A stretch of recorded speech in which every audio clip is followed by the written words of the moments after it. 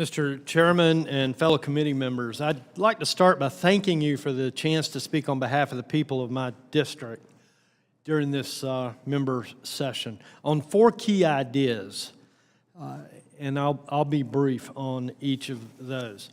First is wasteful spending. I'm sure that we can all agree that one of the former administration's most troublesome traits was finding new ways to waste taxpayer money. One prime example is the direct file program by the Internal Revenue Service. In 2024, the IRS spent over $24 million launching the direct file tax preparation program, which has less than 1% use rate. This year, the IRS is spending millions more to relaunch that program. Last week, Representative Adrian Smith and I, and thank you, Representative Smith, the Fair Preparation Act, which would prohibit the IRS from implementing the direct file program or any other similar tax preparation program. Simply put, the IRS should not be both tax preparer and tax auditor for the American people. Shifting gears, last year I spoke to this committee about an issue plaguing our national's unemployment system. Federal law requires that Americans on unemployment search for and accept work, but it does not require that they interview for a job when offered, which is arguably the most important part of a job search.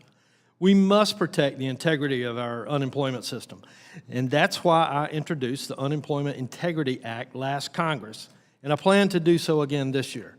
The Unemployment Integrity Act makes showing up to an interview a mandatory part of the job search, and it strengthens audit requirements to protect against further abuse of our unemployment system. This is a simple, common-sense way to protect against fraud and to return dignity to our unemployment system. Last year, I also spoke to you about difficulties communities face getting environmentally contaminated sites called brownfields and Superfund sites developed. To address this issue and to spark economic development in historically untouched areas, I introduced the Economic Opportunity for Distressed Communities Act. This act would designate hazardous waste sites as opportunity zones, encouraging cleanup, development, and revitalization of areas that may otherwise sit contaminated for decades to come. This act is a must and a very simple modification to the Tax Cuts and Jobs Act of 2017. Finally, last September, my district was ravaged by Hurricane Helene.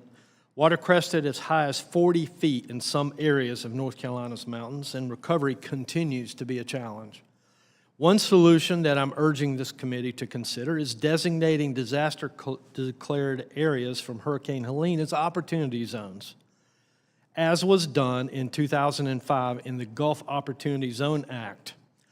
While the GO Zone Act of 2005 is markedly different than the current Opportunity Zone program that we know today, I believe that the Western North Carolina mountains, who is occupied by hard-working folks and were uprooted by Helene, and deserve the same important investments as communities affected by Hurricanes Katrina, Rita, and Wilma in the early 2000s. I'm currently working on legislation in this area, and I ask you to work with me to ensure Western North Carolina has access to every available resource to recover from the devastation of Hurricane Helene. Thank you.